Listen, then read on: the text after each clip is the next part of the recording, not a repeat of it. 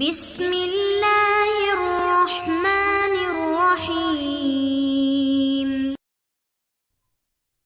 مغفرت کا ذریعہ بننے والا درود شریف۔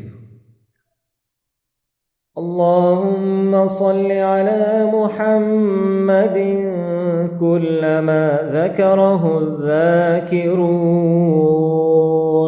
وغفل عن ذکره الغافلون۔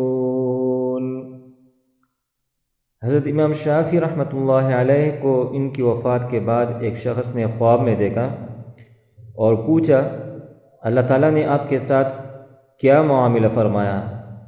تو فرمایا کہ اس درود کی برکت سے اللہ رب العزت نے مجھے بخش دیا اور عزت و احترام سے جنت میں لے جانے کا حکم دیا۔ سعادت الدارین، صفحہ نمبر 244۔